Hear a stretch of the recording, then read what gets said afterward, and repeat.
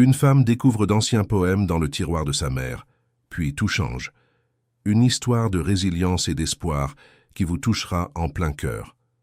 Bon retour, laissez un like à la vidéo, abonnez-vous à la chaîne et profitez de l'histoire. À 53 ans, Françoise ne s'attendait pas à retourner dans la maison de son enfance. Mais quand sa mère oublie d'éteindre la cuisinière, provoquant un petit incendie qui alerte les voisins, la vie bien ordonnée de Françoise en tant que comptable d'entreprise prospère dans la grande ville s'effondre. Ce qui commence comme une visite de week-end pour vérifier l'état de sa mère se transforme en une décision qui changera sa vie lorsque Françoise découvre des dizaines de factures impayées, de la nourriture périmée dans le réfrigérateur et sa mère autrefois méticuleuse portant des chaussures dépareillées. Les médecins confirment ce que Françoise craint le plus. Sa mère subit un déclin cognitif progressif. Sans frères et sœurs pour partager le fardeau, et sa mère refusant obstinément de quitter la maison familiale. Dans la petite ville côtière de Biarritz, où Françoise a grandi, elle prend la difficile décision de prendre un congé de 6 mois de son travail pour s'occuper de la femme qui s'est autrefois occupée d'elle. La transition est tout sauf facile. La vie soigneusement structurée de Françoise se dissout en une routine chaotique de rendez-vous médicaux, de planification de médicaments et de vigilance constante. Sa mère oscille entre des moments de parfaite lucidité et de confusion, troublante, confondant parfois Françoise avec sa propre sœur décédée il y a des années. La relation à distance de Françoise avec son petit ami Serge commence à se détériorer sous la pression, surtout lorsqu'il ne comprend pas pourquoi elle n'engage pas simplement une aide professionnelle ou ne place pas sa mère dans une résidence assistée. Dans la petite ville, Françoise renoue avec son amour de jeunesse, Noël, maintenant un médecin local veuf spécialisé en gériatrie. Leurs chemins se croisent fréquemment lors des rendez-vous de sa mère, et sa compréhension bienveillante offre à Françoise le soutien émotionnel dont elle a désespérément besoin. Pendant ce temps, l'état de sa mère crée un lien inattendu avec leur voisine, Thérèse, une immigrante grecque âgée qui apporte des repas faits maison et partage d'anciens remèdes familiaux qui semblent apaiser temporairement l'anxiété de sa mère. Si tu aimes l'histoire, tape 5 dans les commentaires et abonne-toi pour plus de vidéos comme celle-ci. Sinon, tape 0, cela m'aide à créer un contenu encore meilleur pour toi. On continue. 3 mois après son arrivée, Françoise découvre que sa mère a secrètement accumulé ses médicaments. Cette révélation coïncide avec une aggravation notable des symptômes, forçant Françoise à mettre en place un système de soins plus structuré et à affronter la réalité que l'indépendance de sa mère s'étiole plus rapidement que prévu. Durant cette période difficile, Serge lui porte un autre coup. Il a accepté une promotion qui l'oblige à déménager en Asie, et il s'attend à ce que Françoise choisisse entre sa mère et leur relation. Incapable d'abandonner sa mère et refusant d'être émotionnellement forcée, Françoise met fin à leur relation, se sentant plus isolée que jamais. La visite chez le neurologue la semaine suivante est particulièrement difficile. Le médecin explique que l'état de sa mère a significativement empiré et qu'il faudra ajuster son traitement. En sortant du cabinet médical, sous la pluie battante typique de l'automne biarrot, Françoise sent les larmes monter. Elle s'arrête un instant, sous l'auvent d'une pharmacie, et observe les passants qui se hâtent, parapluies en main vacants à leurs occupations quotidiennes. Sa vie d'avant lui semble si lointaine maintenant, comme si elle appartenait à quelqu'un d'autre. Une main se pose doucement sur son épaule. C'est Noël, qui l'a suivi après avoir remarqué son désarroi. « Ça va aller », lui dit-il simplement, et pour la première fois depuis des semaines, Françoise se permet de s'effondrer dans les bras de quelqu'un. Le festival d'été traditionnel qui a été une caractéristique de la ville côtière depuis des générations devient un tournant. Françoise emmène à contre-cœur sa mère à la célébration, nerveuse quant à la façon dont elle gérera la foule et l'agitation. À la surprise de Françoise, la musique familière, les odeurs et l'environnement déclenchent à quelque chose chez sa mère, qui commence à raconter des histoires détaillées de l'enfance de Françoise qu'elle-même avait oubliées. Ce moment de connexion inspire Françoise à commencer un projet de mémoire, créant un album de souvenirs rempli de photos, de recettes et d'histoires de la vie de sa mère. Les jours suivants, Françoise remarque un changement subtil dans l'humeur de sa mère. Elle semble plus présente, plus animée pendant leur conversation autour de l'album. Un après-midi, alors qu'elle regarde de vieilles photographies jaunies par le temps, sa mère lui prend la main et la serre fort. « Je sais que ce n'est pas facile pour toi, ma chérie, dit-elle avec une clarté qui surprend Françoise, mais je suis heureuse que tu sois là. » Ces moments de lucidité, bien que fugaces, sont comme des rayons de soleil perçants à travers les nuages d'un ciel orageux, offrant à Françoise la force de continuer. Vas-tu abandonner ta carrière pour t'occuper de ta mère? Vas-tu la placer dans une maison de retraite contre sa volonté? Le lien avec ton ancien amour va-t-il se raviver malgré les circonstances difficiles? Tu devras attendre pour le découvrir. À l'arrivée de l'automne, Françoise fait une découverte surprenante en organisant les papiers de sa mère. Sa mère, apparemment conventionnelle, avait été une poète accomplie, avec des dizaines d'œuvres publiées dans des revues littéraires dont Françoise n'avait jamais eu connaissance. Lorsqu'elle lit ses poèmes à haute voix, sa mère vit des moments de lucidité remarquables, ajoutant même de nouveaux vers à des poèmes qu'elle a écrits il y a des décennies. Cette révélation transforme leur relation, alors que Françoise réalise qu'il y a des dimensions entières de sa mère qu'elle n'a jamais comprises. Un soir, assise sous la lampe douce du salon, Françoise découvre un carnet relié en cuir usé, caché au fond d'un tiroir. Les pages sont remplies d'une écriture élégante, qu'elle reconnaît comme celle de sa mère. Des poèmes, des dizaines et des dizaines de poèmes, datant de la jeunesse de sa mère jusqu'à quelques années auparavant. Certains portent des annotations de rédacteurs, d'autres des tampons d'acceptation de revues littéraires prestigieuses. Françoise est stupéfaite.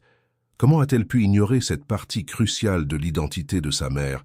Elle qui croyait tout savoir de cette femme qui l'avait élevée se rend compte qu'elle n'a effleuré que la surface. Le lendemain, tremblante d'anticipation, elle s'assied auprès de sa mère et commence à lire l'un des poèmes à voix haute. Les vers parlent de la mer, de l'horizon infini, de la liberté ressentie face à l'immensité bleue. Sa mère, qui fixait le vide depuis le matin, tourne lentement son regard vers elle. Ses yeux s'animent, une étincelle de reconnaissance s'y allume.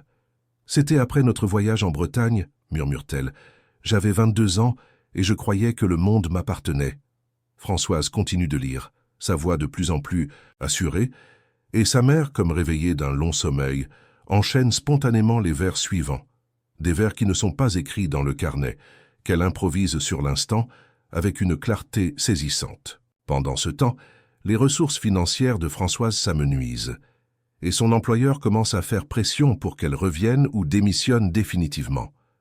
Avec l'accumulation des factures médicales et la réalisation que son congé de 6 mois ne sera pas suffisant, Françoise fait face à une décision critique. Dans un moment d'inspiration, elle commence à utiliser ses compétences en comptabilité pour aider les propriétaires de petites entreprises locales à gérer leurs finances depuis la table de la salle à manger de sa mère, lui permettant de gagner un revenu tout en restant proche de la maison.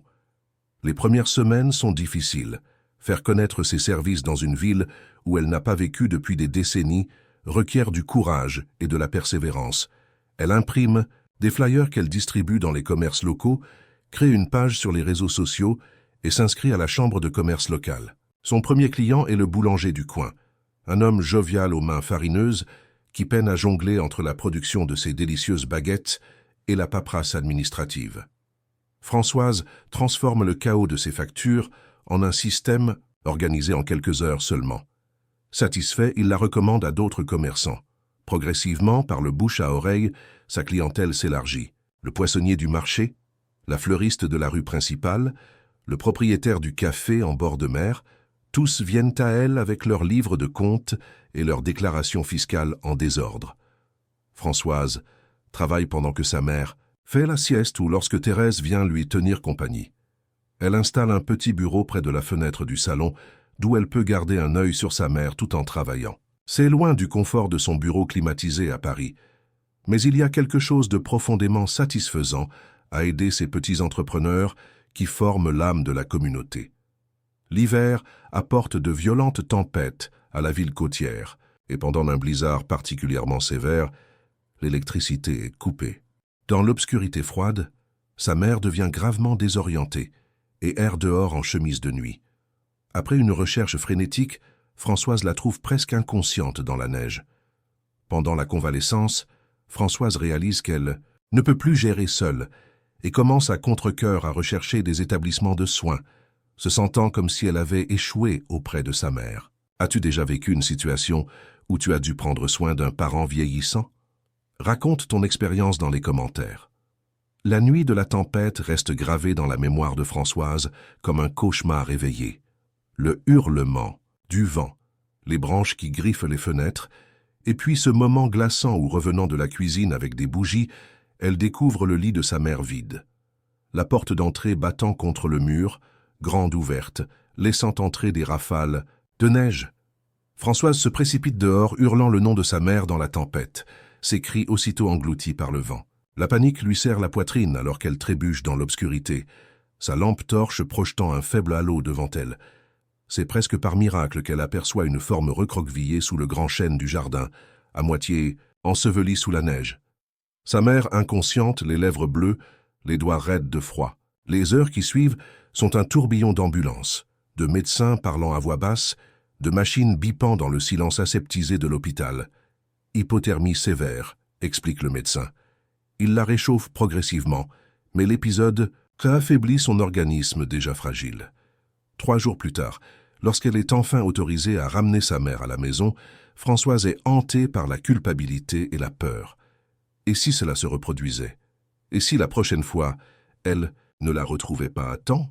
C'est Noël qui, lors d'une visite pour vérifier l'état de sa patiente, trouve Françoise effondrée à la table de la cuisine, entourée de brochures d'établissements de soins.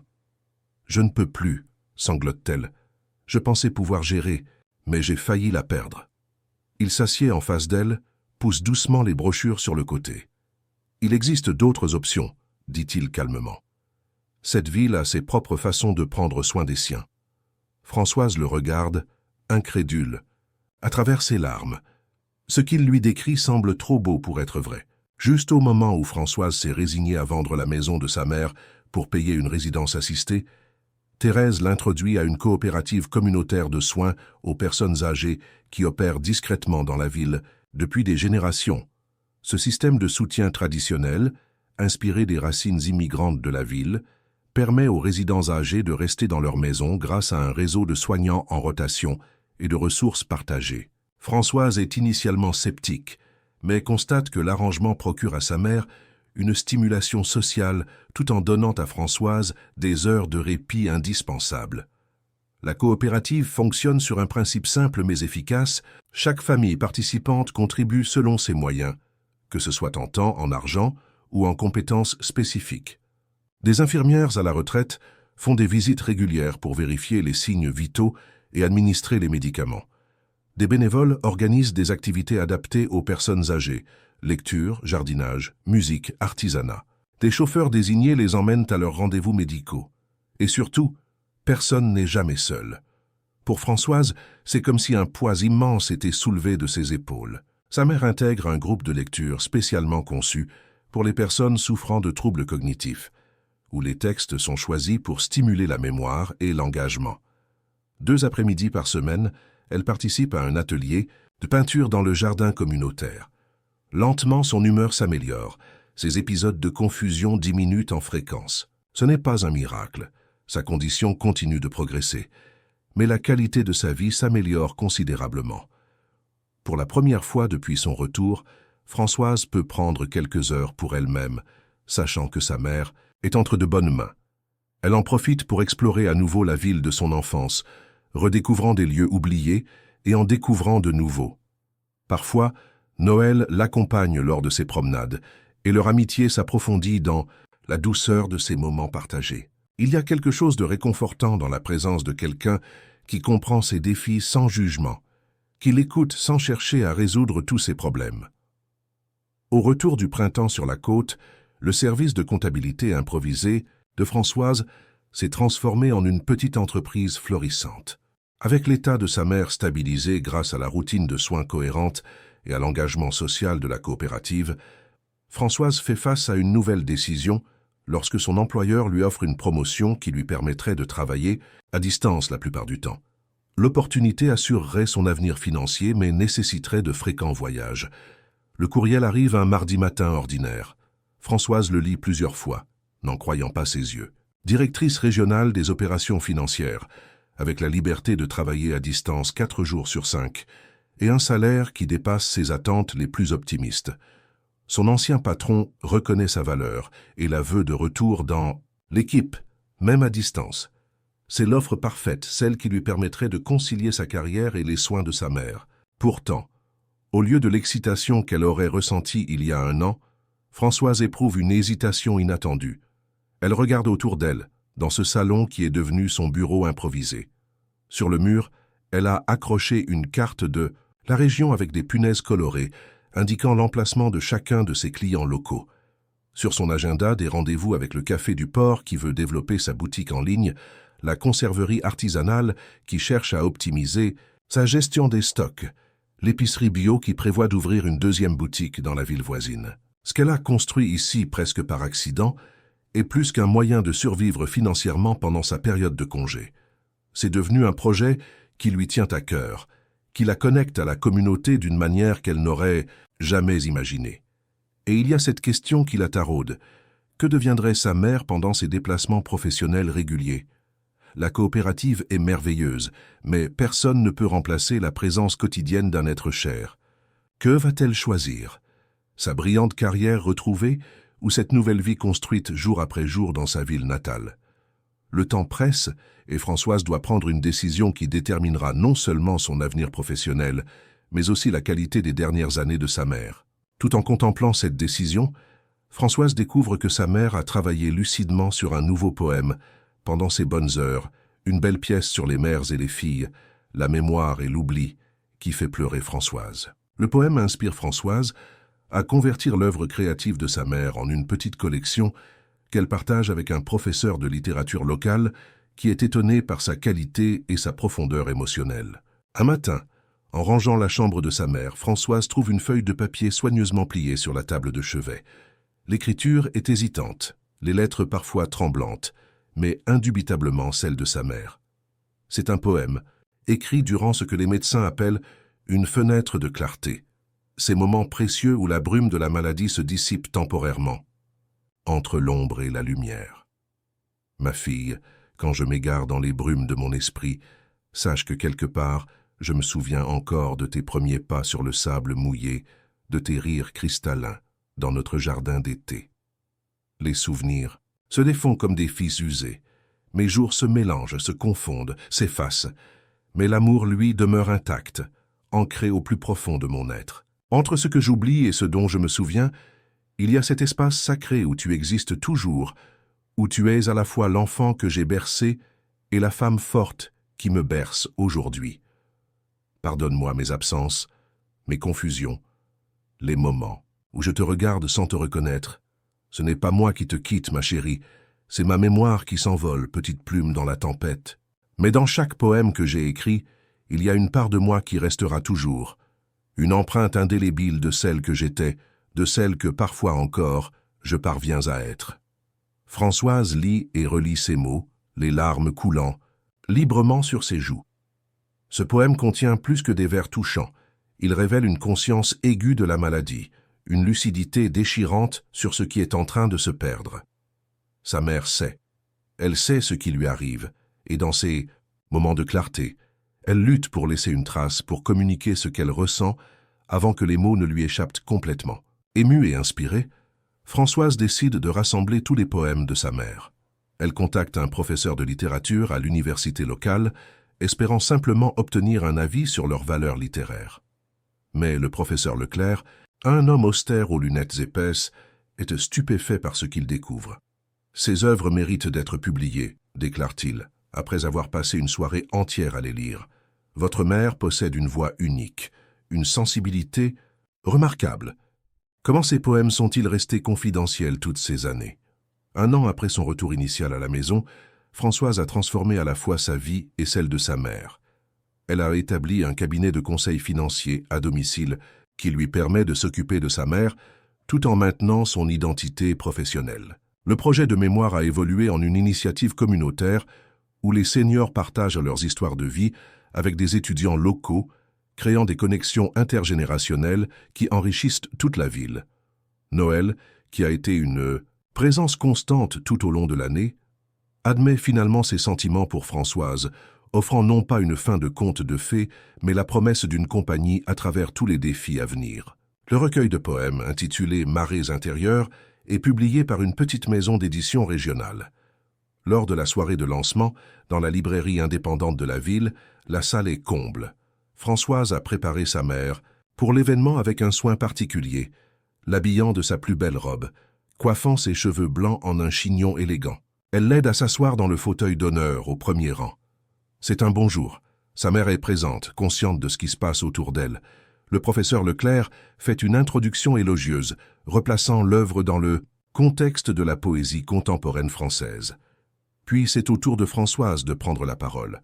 Elle raconte comment elle a découvert les poèmes, comment ils ont changé sa perception de sa mère et transformé leur relation. Elle lit quelques extraits, sa voix parfois brisée par l'émotion. Dans l'assistance, des mouchoirs apparaissent, des têtes acquiescent en signe de compréhension.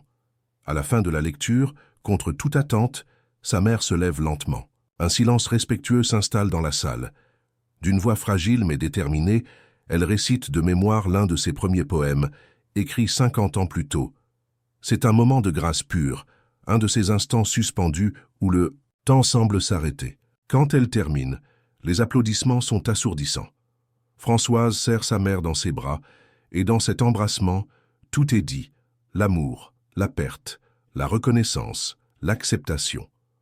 Le succès du recueil, bien que modeste à l'échelle nationale, est extraordinaire pour une publication locale. Des bibliothèques municipales organisent des lectures, des écoles intègrent certains poèmes dans leur programme. Et surtout, le projet a un impact inattendu sur d'autres familles confrontées à des maladies neurodégénératives. Des lettres arrivent, racontant comment ces poèmes ont aidé des proches à trouver des mots pour exprimer l'indicible, comment ils ont ouvert des espaces de communication là où le silence s'était installé. Parallèlement, le cabinet de conseil de Françoise prospère. Elle a embauché une assistante à temps partiel, une jeune femme du coin qui suit des études de comptabilité. Ensemble, elles accompagnent les petites entreprises locales dans leur développement, créant un réseau économique résilient au sein de la communauté. Françoise ne se contente pas de gérer des chiffres. Elle transmet son expertise, conseille, encourage l'innovation tout en respectant les traditions qui font la force de cette région. Sa relation avec Noël évolue naturellement, sans précipitation. Ils ne vivent pas ensemble. Il garde son appartement près de la clinique. Elle reste avec sa mère, mais ils partagent de plus en plus de moments. Des dîners simples préparés ensemble, des promenades au coucher du soleil sur la plage, des discussions profondes au coin du feu les soirs d'hiver. C'est une relation d'adultes qui ont connu les hauts et les bas de la vie, qui ne se font pas d'illusions mais qui choisissent consciemment de cheminer ensemble. La mère de Françoise a toujours des bons et des mauvais jours, mais l'urgence qui a ramené Françoise à la maison est devenue un voyage de redécouverte, de sa mère en tant que personne complète avec ses propres rêves et talents, de la capacité de sa ville natale à prendre soin de la communauté, et de sa propre capacité à reconstruire une vie autour de ce qui compte vraiment. Ce qui a commencé comme un sacrifice est devenu un autre type d'histoire de réussite, mesurée non pas en réalisation d'entreprise, mais en moments de connexion, de créativité et de courage. Françoise établit une routine qui honore les besoins de sa mère tout en préservant un espace pour sa propre vie. Les matins sont dédiés au travail, pendant que sa mère participe aux activités de la coopérative. Les après-midi sont souvent passés ensemble, à feuilleter de vieux albums photos, à jardiner quand le temps le permet, à écouter les disques vinyles que sa mère a collectionnés au fil des décennies. Parfois, elles ne font rien de particulier, simplement être ensemble, dans un silence confortable, à regarder les nuages défiler dans le ciel. Ces moments de présence pure sont peut-être les plus précieux. La maladie progresse, inévitablement. Il y a des jours où sa mère ne la reconnaît pas du tout, où elle devient agitée, parfois même agressive. Des jours où les soins les plus basiques deviennent un défi. Mais grâce à la coopérative, Françoise n'affronte jamais ses difficultés seule. Il y a toujours quelqu'un à appeler, un conseil à recevoir, une épaule sur laquelle s'appuyer. Et puis viennent ces moments inattendus de connexion profonde, comme des cadeaux imprévisibles, où sa mère émerge brièvement du brouillard, pleinement présente, pleinement elle-même.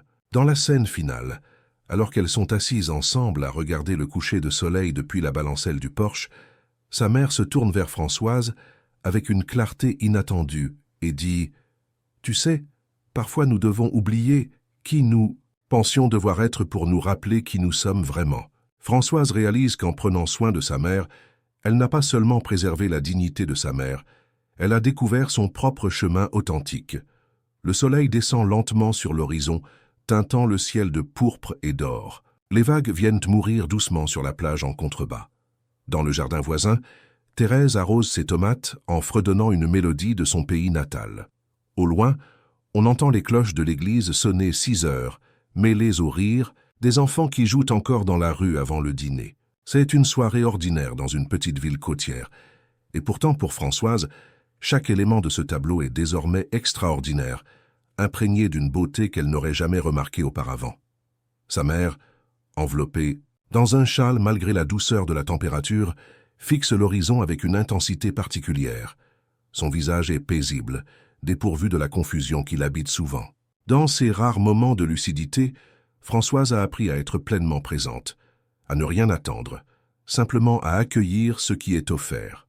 « Tu sais, » dit soudain sa mère, sa voix étonnamment ferme et claire, « parfois nous devons oublier qui nous pensions devoir être pour nous rappeler qui nous sommes vraiment. » Françoise tourne la tête vers elle, surprise par cette sagesse inattendue. « Que veux-tu dire, maman ?»« Regarde-toi, » poursuit sa mère en la fixant avec une intensité qui rappelle à Françoise la femme qu'elle était avant la maladie. « Tu avais construit toute ta vie autour de chiffres, de délais, d'objectifs. Tu courais sans cesse, mais vers quoi? Et puis la vie t'a forcé à t'arrêter, à revenir ici, à te souvenir. » Françoise sent les larmes lui monter aux yeux. Se souvenir de quoi? De toi, de la petite fille qui dessinait des histoires, qui rêvait de créer, pas seulement de conter, de celle qui aimait cette ville, qui se sentait connectée aux autres. Sa mère lui prend la main, ses doigts fins et parcheminés serrant les siens, avec une force surprenante. « Je perds mes souvenirs, mais toi, tu retrouves les tiens. C'est étrange, non? » Un oiseau passe dans le ciel rougeoyant, son vol gracieux dessinant une courbe parfaite avant qu'il ne disparaisse derrière les toits. Françoise réfléchit aux paroles de sa mère, frappée par leur justesse. Ces derniers mois ont été les plus difficiles de sa vie et pourtant, ils ont aussi été extraordinairement riches. Elle a redécouvert une communauté, a développé des talents qu'elle ignorait posséder, a ouvert son cœur à des connexions profondes et authentiques. « Je ne regrette pas d'être revenue, » murmure-t-elle. « Je sais, » répond simplement sa mère. « Et je ne regrette pas que tu aies découvert mes poèmes. Certaines choses doivent rester cachées jusqu'au moment où nous sommes prêts à les voir. » Elle reste là, silencieuse, observant le jour qui s'éteint doucement, la brise. Marine apporte les odeurs mêlées de sel, de jasmin et de pin frais. Les premières étoiles apparaissent dans le ciel, timides lueurs dans l'immensité bleutée. Noël les rejoindra plus tard pour dîner, apportant probablement une bouteille de ce vin local qu'ils apprécient tant. La vie continue, différente, mais pleine, complexe, mais plus authentique qu'elle ne l'a jamais été. Demain, il y aura des défis. La maladie ne fera pas de pause, les factures continueront d'arriver, des décisions devront être prises. Mais ce soir, dans la douceur de ce crépuscule, Françoise sait avec une certitude absolue qu'elle est exactement là où elle doit être. Son ancienne vie lui semble désormais comme un rêve lointain, un chemin parallèle qu'une autre version d'elle-même continue peut-être à parcourir. Cette Françoise-ci, celle qui se balance doucement sur la véranda avec sa mère, a trouvé quelque chose de plus précieux que le succès professionnel ou la sécurité financière. Elle a trouvé sa vérité. Sa mère s'est endormie, sa tête inclinée légèrement sur le côté, sa respiration régulière et paisible. Françoise la regarde avec tendresse, consciente de la fragilité de ces moments, de leur caractère éphémère. Elle se promet silencieusement de chérir chaque instant, même les plus difficiles, même ceux où la reconnaissance s'effacera du regard maternel, où elle devra se présenter encore et encore comme si elles étaient des étrangères. Car, dans cette étrange danse entre le souvenir et l'oubli, entre qui elles étaient et qui elles deviennent, Françoise a découvert une vérité essentielle. L'amour ne réside pas dans la perfection des circonstances, mais dans la volonté de rester présent malgré leur imperfection. Et dans cette présence pleine et entière, elle a trouvé non pas le sacrifice qu'elle redoutait, mais un cadeau inattendu, celui de se redécouvrir elle-même. Le téléphone sonne doucement à l'intérieur de la maison. Probablement un client ou peut-être le libraire qui veut organiser une autre lecture. Françoise le laisse sonner. Ses appels peuvent attendre. Pour l'instant, il n'y a que cette véranda, cette brise salée, cette femme endormie à ses côtés et la certitude tranquille d'avoir trouvé son chemin de retour vers elle-même. Félicitations, tape 9 dans les commentaires pour me montrer que tu es resté jusqu'à la fin avec moi. Merci d'avoir regardé et à demain pour une nouvelle histoire sur cette même chaîne.